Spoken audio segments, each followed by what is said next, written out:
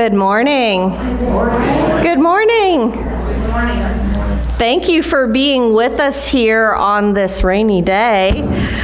I am the Reverend Tiffany Sapp, the minister here at Holston Valley Unitarian Universalist Church, and I have missed you all. Since I've last been with you, a lot has happened. And so I am so glad to be gathering with you all, our community of world changers and resistors this morning. Our risk assessment team, using a variety of metrics, has determined that we are at a medium risk level again. This means that we all need to be wearing masks if we're in the building, and that the people up front here have taken a rapid COVID test, and we've tested negative. If you don't have a mask, your greeters can provide you with one. And I just want to thank you for continuing to be flexible and doing what has to be done to make our community safer. We did have a different hymn picked out originally, but world events have called for a change in tone. So I'd like for you all to join me in singing "We Are a Gentle, Angry People." It's in the gray hymnal, number 170. Please rise in body or spirit and join with me in hymn number 170, "We Are a Gentle, Angry People."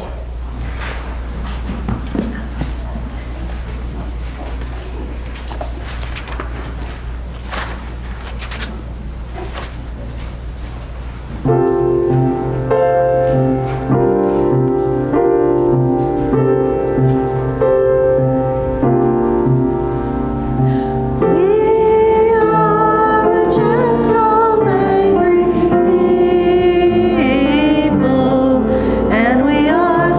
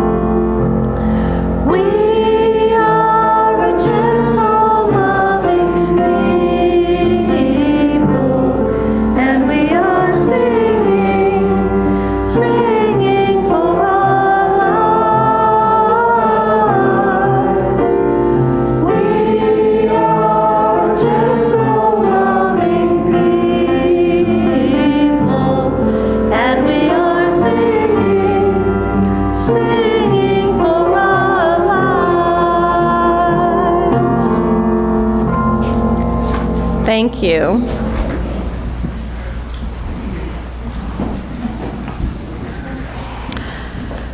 Before the things went wrong, before they fell apart, you were the people of the flame.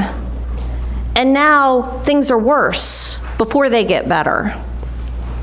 And you must bring your flame, both the one blazing in your chest beneath your clavicles and the flame you tend in your community, what has been a flame of warmth and light.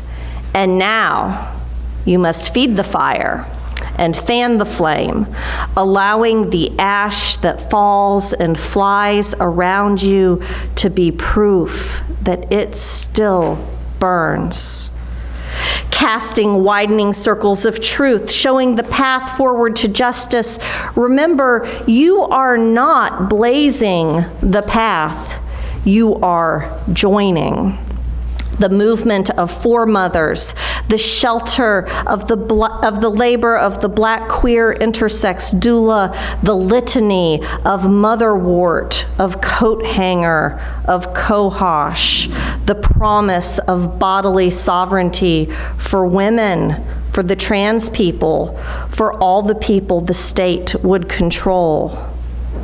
You are the people of the flame, but also the fulfillment of your ancestors' most precious dreams, our beloveds gone ahead, who at times resurrected and transfigured entire worlds and futures with less, making freedom in inhospitable ecosystems, causing it to bloom from seeds the casual observer had thought long dead, but they just needed time and heat to germinate. Carry the flame. These words were written by one of my favorite Unitarian Universalist minister poets, the Reverend Teresa Niñan Soto. They wrote this poem during General Assembly, the annual gathering of Unitarian Universalists that happened a few weeks ago. I attended as your minister. Sarah attended in person as one of your delegates. Bradley and Franklin attended virtually as your other delegates, just like many of you do here every week. Instead of a full-length sermon today, you are going to hear 4 brief reports, one from each of us who attended General Assembly.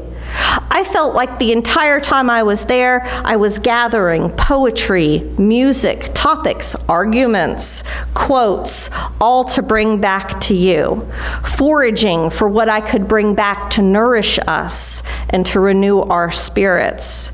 So let's unpack the basket and see what we've got.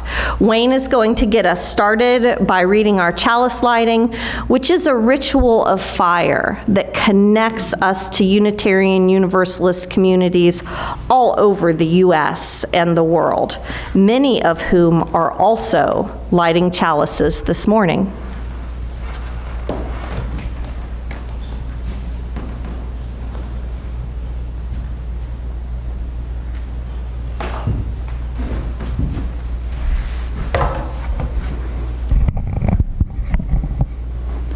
When things are on fire, we are people of the flame. When it's getting darker, we are people of the flame. When our strength is burned down to embers, we are people of the flame. We light this chalice to energize ourselves, to gather our power, to connect to our allies, and remember always, in the light and in the dark, that we are people of the flame. Good morning. I am Wayne, your service leader here at Holston Valley Unitarian Universalist Church. We welcome you, old friends and new, young and old, online and in person. You are an essential part of our gathering today. Whether today is your first or your 1,000th Sunday with us, we are stronger because of your presence. We are one people of many beliefs, many origins, sexualities, and genders. We are all growing, all learning, all loved, Just as you are all welcome here. Please remember to turn off your cell phones and to put them in the airplane mode, which decreases the interference with our technology here. Please do not sit in this section if you are here wearing perfume or scents of any type. Make sure you look for people's wristbands so that you can respect their distancing needs. Please wear masks during this time of higher risk. Franklin is a member of our congregation who has not been able to be with us in person, but watches us regularly online. Hey, Franklin. Franklin stays home because his health is at a greater risk than most of us here. For the same reason, Franklin would not have been able to attend General Assembly if it wasn't for the online option. We are going to start our General Assembly reflections with a message from Franklin. Good to be here. First, I want to thank the congregation for allowing me to serve this year as delegate to the UU General Assembly that has taken place in Portland, Oregon from Wednesday, June 22nd through Sunday, the 25th. On Wednesday, the 22nd, the session was in the evening and lasted for about 3 hours. Certainly, the opening celebration and the welcoming were particularly impressive. The remark by every speaker that we meet on land of ancestral people, usually naming the native population that lived in the area where the speaker was currently living. We meet on ground waiting for redemption. Then the welcoming by Reverend Bill Singford from a UU congregation in Portland. One of his remarks was outstanding for me. How love is calling us to live.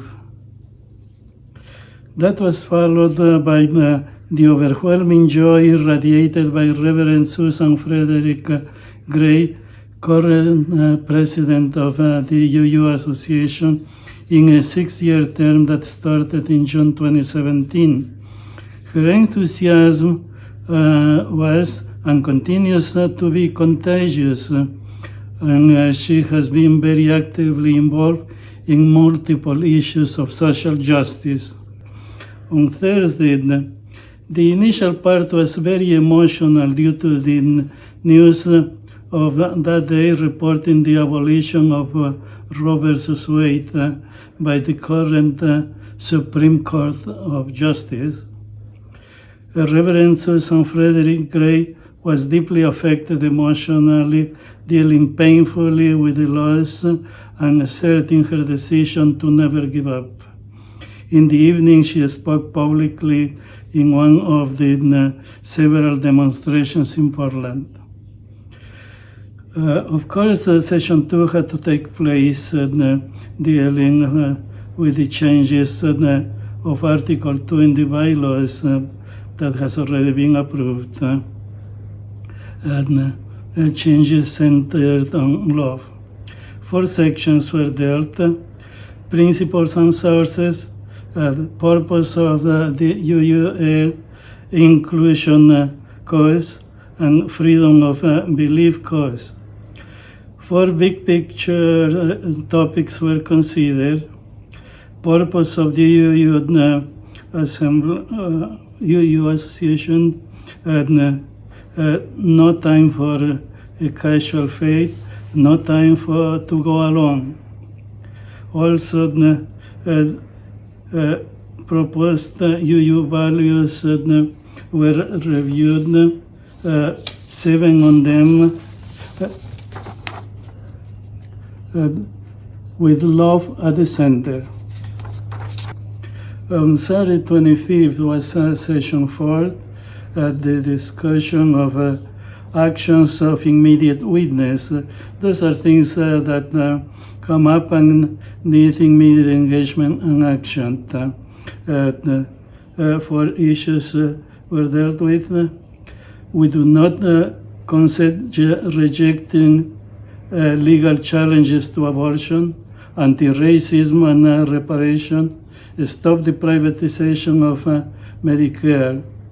They were all placed in the ballots and then approved.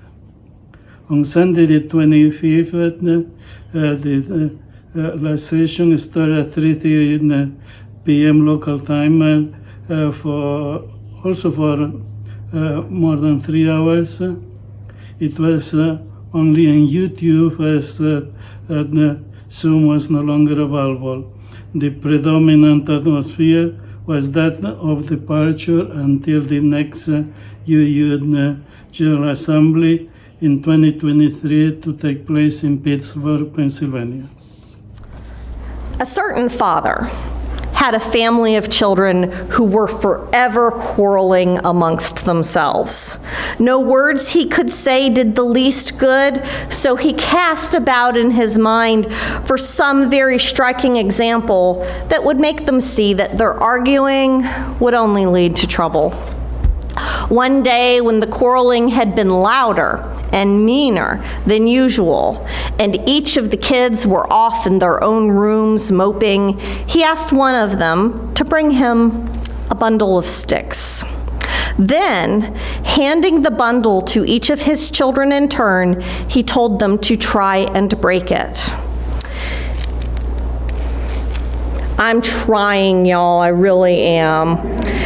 Even though each one tried their best, no one was able to break the bundle. Then the father untied the bundle and gave the sticks to his kids to break one by one. They did it very easily.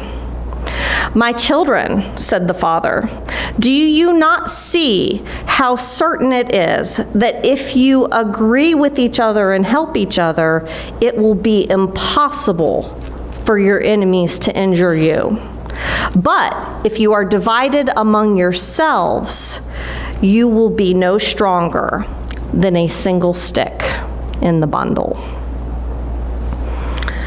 For our special music today, James is with us for a second week in a row as our guest pianist.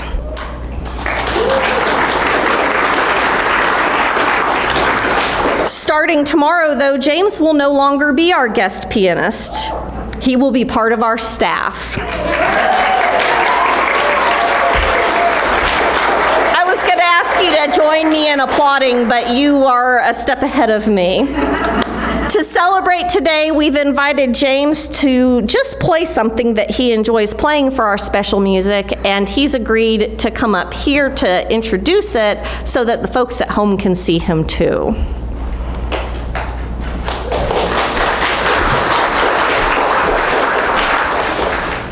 Hey everyone, I'm James, and today I'll be playing a Scarlatti Sonata. This is a piece from the Baroque era. It was originally written for the harpsichord, but it's actually a really fun piece that's fun to listen to and fun to play. I like playing it, and hopefully all of you enjoy listening to me play it.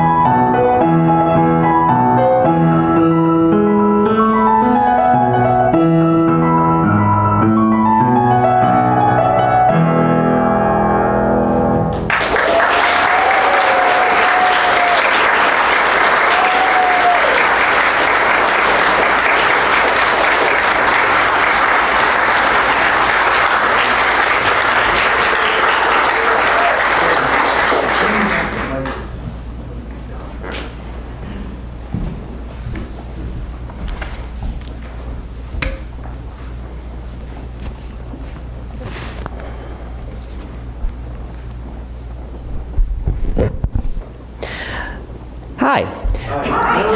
I would first like to begin by saying that I was very honored and glad to have been chosen as a delegate for the General Assembly. As a man who loves American history, especially the formation of the early republic, I really love that I was a delegate. Like I'm Alexander Hamilton. Riding up in my carriage from the rural South to the hustling, bustling city of Portland to offer my opinions and votes and to help make our association a better place for all. I really loved that, and I want to thank you for choosing me. I'd like to speak about one course I took related to classism.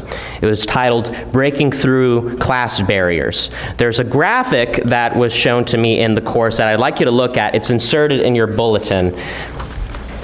It's this thing right here. Harvard Business School did a study in 2011. The purpose of the study was to see what the average American thought our wealth distribution looked like. These researchers wondered if policy change is more difficult to do because Americans have an idea in their head on how the world is. That is not true. What they did first was have them estimate, in an ideal world, how much of the country's money would the top 20% of Americans have? How much money would the bottom 20% of Americans have? And how much for all the groups in the middle? The ideal distribution is the bottom one on your graphic. The researchers then asked these people to estimate what they think our country's wealth distribution is. We're going from ideal to thinking. That is the middle bar graph. The bar graph on the top is how our wealth distribution actually is. And that's in 2011. It has gotten much worse because of the pandemic. The facilitators of the course at General Assembly wanted us to wonder what are policies that exist in our churches that are secretly classist, that are accidentally benefiting those with money and only those with money. Of course, these policies don't exist on purpose to discriminate. It's just that the people who make the policies tend to not be poor. And it's very easy to do something with a certain perspective without even realizing you're doing it through that perspective. Our church does a very good job making decisions through the perspectives of race, sex, sexuality, spirituality. But how does it do with class? I believe in general we do a very good job. Our yearly auction we do used to benefit only those who could afford to pay for items no matter how high the price got. But now we are accepting volunteer hours as a form of payment too. So people with little money but a lot of love for the church are able to benefit from the auction while supporting the church. Our sex ed class, our whole lives, has been adapted to where parents can pay on a sliding scale instead of a flat fee. And now they've changed that to where it's free for everyone due to donations. If you'd like to buy a grocery, oh yes, that's great, that's fantastic, yeah. If you'd like to buy a grocery gift card through the church, you used to be able to only do it through $100 gift cards.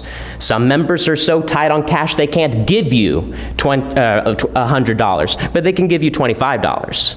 Or they can give you 50. And so we've accommodated by giving cards of different denominations. I encourage two things, one for the board and one for the rest of you. For the board, when you meet, think real hard on what are other things going on in our church that accidentally discriminate against members with less money, and see what you can do to change that. And for the rest of you, if you know of something that the board needs to know about, please tell them. I have one suggestion. Before 2012, our church used to not pay for the registration fee for delegates going to General Assembly. We have changed that because we just think that's the right thing to do. You have been chosen, you are a representative of the church will pay for your registration fee. I think we need to go one step further and also pay for the travel and lodging fees for delegates. I could not go to Portland this year because I could not afford it. I have no shame in not having much money. I'm a teacher, that's how it goes. And luckily, there was an online option for me. But I can tell you for certain that I would have enjoyed GA a whole lot more and would have gotten more out of it if I wasn't alone in my living room in front of the computer for 4 days. I'm still thankful, I am still honored, and I still feel like Alexander Hamilton, but that is what I learned at GA, and I do believe this is an important subject that needs to be talked about. Thank you.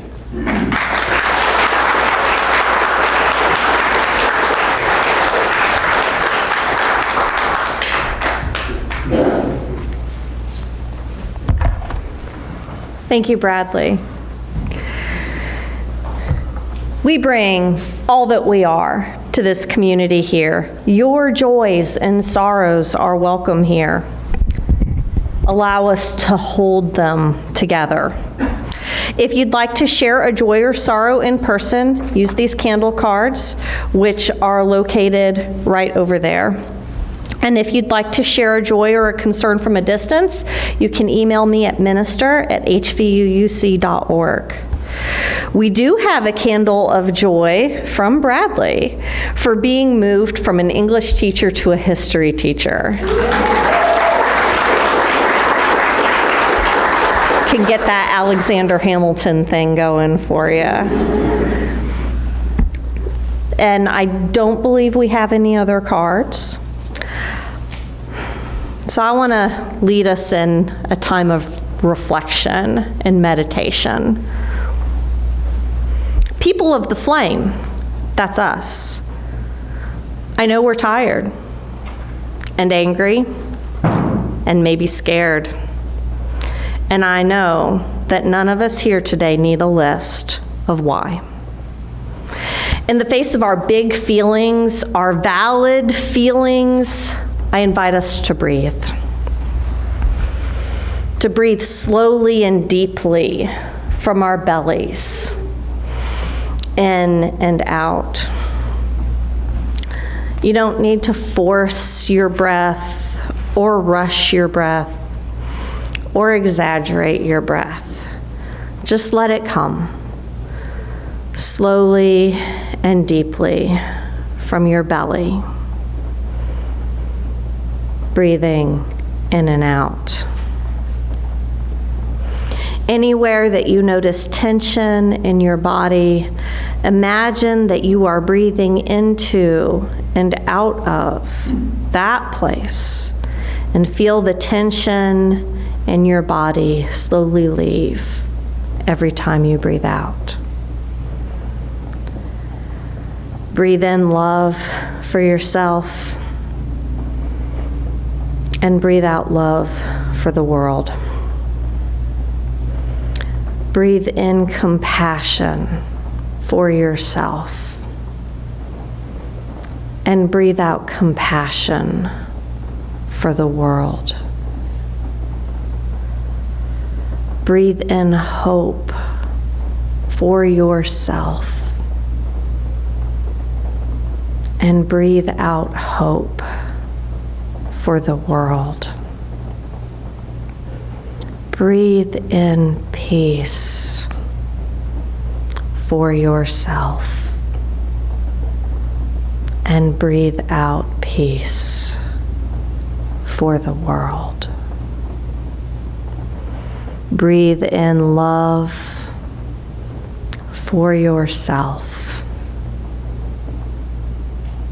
and breathe out love for the world.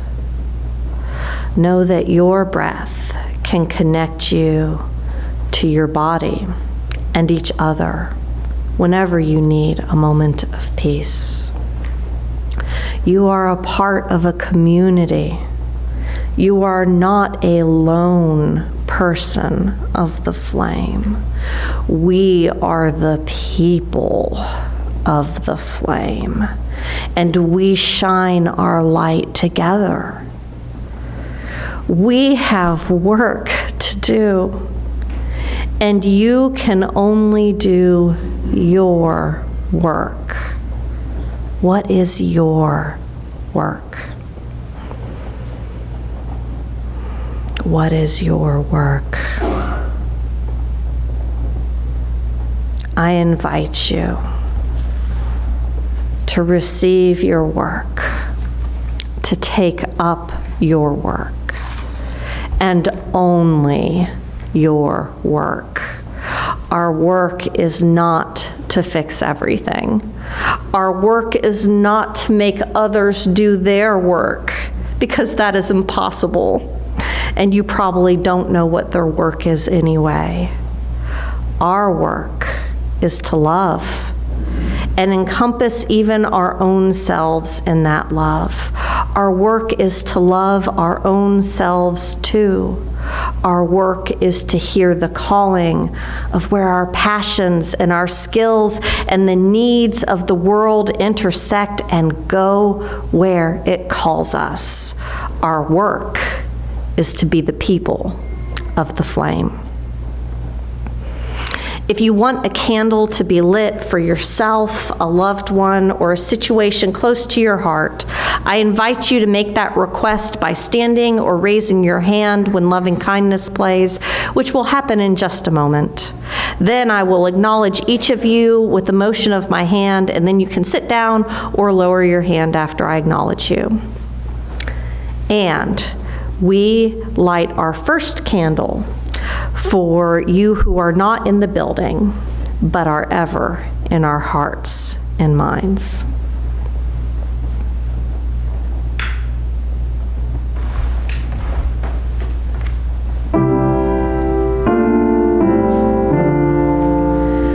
May I be filled, 1, 2, 3, 4, 5, 6, 7,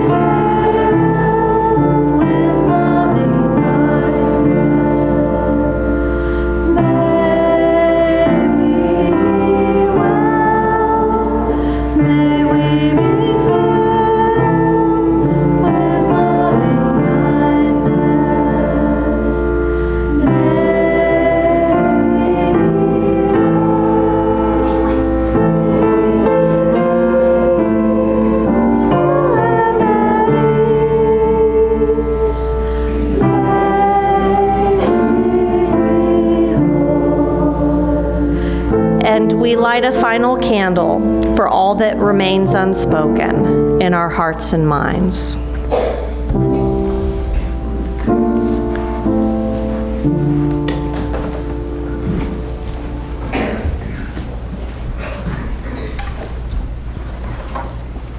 Good morning. Good morning. I could tell you about why you want to go to General Assembly, or GA, and how you'll be fretting over the amount of books you bought compared to your luggage space. But I'll be doing that for the next year. So instead, I want to talk about why our congregation should want to send delegates to GA. This was the first in-person GA I have been able to go to due to financial situations. And I was also the only congregant from Holston Valley to attend. While it was an amazing and insightful experience, I found myself often lonely. I had no other delegate to sit with during general session, a long and sometimes boring business discussion. These are often informative, but would have been richer with someone from my church who understands our unique congregation sitting next to me and digesting the discussions and passing notes back and forth. Attending in person gave me the opportunity to be with other Unitarian Universalist folks, including a group of youth and young adults. People I would bump into in the halls or complain with about the lack of Wi-Fi while we charge our phones. Holston Valley lived on Zoom for 2 years, and I can speak for the moments I would tune in for the service and then get off. There was no coffee hour afterward, where I'd drift through the Fred Ballroom, flitting through conversations and hugs, soaking in the discussions of the service and the hope of fellow congregants. Those were lonely times, even with all the support put in place. Attending in person allows for congregants to meet up with not only each other, but have the opportunity to meet other UU folks.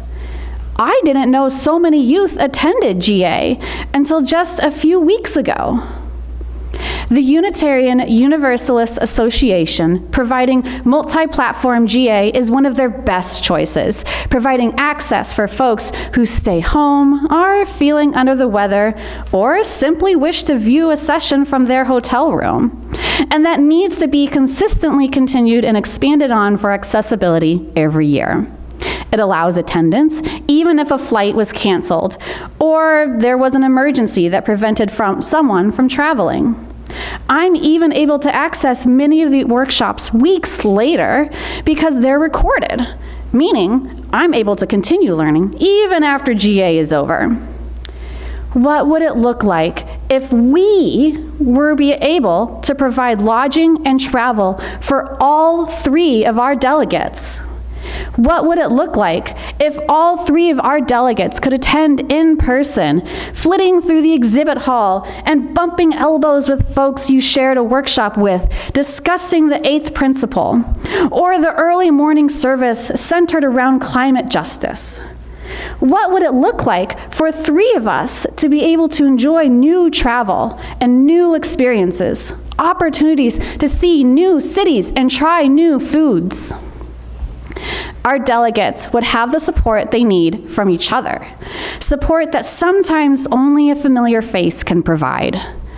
We'd be able to compare our name tags, laughing at the first-timer, like myself, who collected so many flags that it extended past her skirt and grew unwieldy by the second day. Or point out a booth in the exhibit hall that we know our fellow congregants would love, but they just hadn't seen it yet. We'd be able to grieve together difficult events happening in our personal worlds or the worlds around us, process a confusing conversation, or celebrate moments of success and joy. We'd be able to share luggage space for that one book that was a little too heavy for a suitcase, but it could travel home with someone else who only uses e-readers. Next year, GA is in Pittsburgh, Pennsylvania. I believe in our congregation that we could provide travel and lodging for all 3 of our delegates. Pittsburgh is close enough to drive to in a day, making this already more accessible than one occurring 3 time zones away on a different and opposite coast. It allows for our delegates to focus on the people they meet or weighing which book to buy. We each bring something unique to GA, and we'll each bring something unique home. Making sure our delegates are supported financially for GA will mean that we are supported emotionally and mentally during GA. And we return inspired and ready to support our congregation in new and meaningful ways after GA.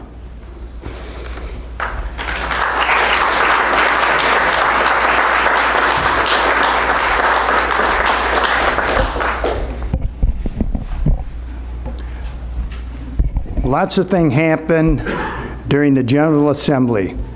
worship services at least once a day, tons of workshops, and the general sessions where the work of the assembly is done.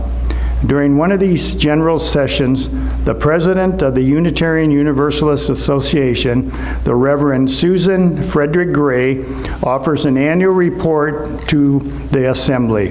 The reading today is a brief excerpt from her report. We are in a liminal time, letting go what has been. In that middle space in between, as we reach for what is next and create it together. Who will we be? How are we called? How is love calling us? What I witnessed in the midst of the struggle and uncertainty is a fiery flame of vitality. For 5 years now, I have said there is no time for casual faith, and it is no time to go it alone. Now is the time to realize that we were made for this moment, and that we are the people we have been waiting for. We were meant for joy, and joy feels like love, and it moves like freedom. We were made for this moment. We are people we have been waiting for. May we be the people that we are called to be.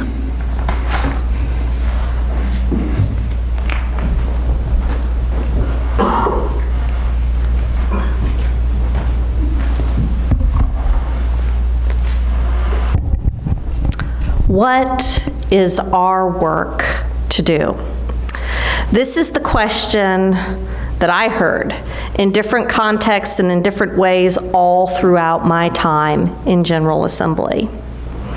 And also at the Ministry Day gatherings of Unitarian Universalist ministers that happens 2 days prior to General Assembly. What is my work to do? There's so much work that feels urgent right now. Should I be out on the streets with a sign screaming at the top of my lungs that abortion is health care and health care is a human right? Should I be here with you singing and speaking, hoping and dreaming and maybe even praying? Should I be holding someone's hand in a hospital bed? Should I be answering my 50th email of the day? Should I finally get started on my renewal paperwork that is due to the Ministerial Fellowship Committee in the fall? Yes, actually all of that and more is my work to do. And after almost a year with you, I am thrilled that this is my work to do. Maybe I'm a little less excited about the paperwork and email part of it, but it is a small price to pay to get to do the rest. During ministry days, one of my colleagues shared with all of us how she wrestled with the question of what is her work to do when she was working as a prison chaplain during the pandemic. As people in her prison, staff who were considered non-essential were sent home, as volunteers were sent home, as the other chaplains fell ill, as many were quarantined, this intrepid Unitarian Universalist prison chaplain saw all the things that weren't getting done and said, "This is important, and if no one else will do it, then I will do it." She added volunteer tasks and even fingerprinting to her already overwhelming workload. She was exhausted 24/7, and eventually she was invited by one of her supervisors to reassess how she was overworking herself. In that moment of accountability, she realized that in her stress, she had lost perspective and was overfunctioning. Throughout her sharing, you could hear amongst those of us gathering in person so many appreciative chuckles, or maybe it was nervous laughter, and you could see the heads nodding of so many people who recalled that feeling within themselves of life during the pandemic. And so, we were all invited by our colleague to discern what it is that is our work to do, and do that. Only that. So many of us can appreciate the seductive call of thinking that we alone are responsible for healing the harms present in this world. But that burdensome way of thinking is individualism at its worst, when we convince ourselves that the important things will not happen unless we personally do them. But I have good news. We are part of a community, or a bundle of sticks, if you will, which means that each of us only needs to do our part. At General Assembly, you get an inside look at how this community is actually huge. A variety of voices, bodies, brain types, theologies, and skill sets are ready to meet the moment that they are specifically called to meet. If I do my work, and you do your work, and everyone else does their work, then the work will get done. And if something is left undone, even if it's something small like coffee hour for 1 week, maybe that's okay, because it's better to leave something non-essential undone than to burn our people out, which will leave even more undone in the future. So in wonderful Unitarian Universalist fashion, I came home from General Assembly not with a pile of answers, but a basket of questions and relationships. And the biggest question for me, and maybe for you too today, is, what is my work to do? And as a community, what is our work to do? May we be blessed in that discernment process. The chalice is now extinguished, nor is it smoking. But its light lives on the minds and hearts and souls of each one of you. Carry that flame with you as you leave this place and share it with those you know, with those you love, and most especially with those you have yet to meet. We thank you for being with us today. We hope that you are giving some thought to how to be part of this community that works together. Unfortunately, we are not having coffee hour today because we didn't have anybody volunteer to do it. I'd like to invite you to mark your calendars for 2 important dates upcoming. The first one is July 24th. After the service, we will be holding a listening circle for people interested in talking about the music program here at Holston Valley UU. We've had to adapt and evolve many times throughout the pandemic, and we're probably still not done yet. The listening circle is for both people who like to listen to music and for people who like to make music, as there's a chance to see where we can take our music programs here at Holston Valley. The second one is on Saturday, August 20th. We will be hosting a kirtan concert here from 4:30 to 6 p.m. Kirtan is a Sanskrit word that has many loose translations in English. The music comes to life, and a kirtan is designed to effortlessly guide a group of people through songs or mantras designed for storytelling, meditation, and a praise and worship to divinity. The musical concert is designed to be an interactive experience for everyone in the family. It can just as easily be enjoyed solely through the listener's experience, but encourages participation in its repetitiveness and meditative sounds. There will be an opportunity to make a donation at the door. If you have any questions about this experience, please reach out to Karis at musicdirector@hvuu.org. You can learn more about the opportunities for fellowship, justice work, and working together by visiting our website at hvuuc.org and checking out our news and events sections, or by getting the paper copy of the newsletter, which you can find on the back table.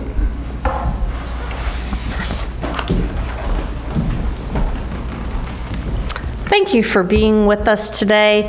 It is such a gift to have you, and I hope you'll join us next week when former Sullivan County teacher Matthew Hahn offers his reflection on the manufactured panic around critical race theory and how it is affecting our public education system.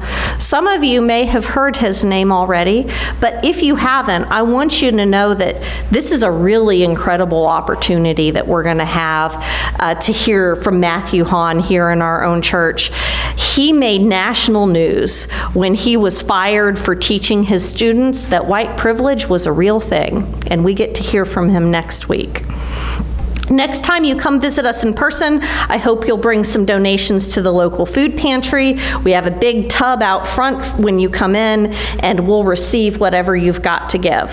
Thank you so much for your generosity and your care for people in this community. And a very unique opportunity may be available for someone who's interested.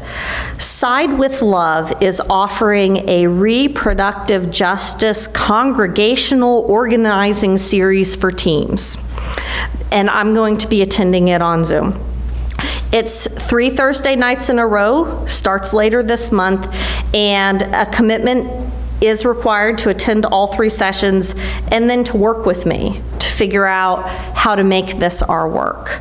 So this is not an opportunity for a bunch of y'all, but that there might be one person here or out there that's interested in really making this their task and doing organizing around reproductive justice.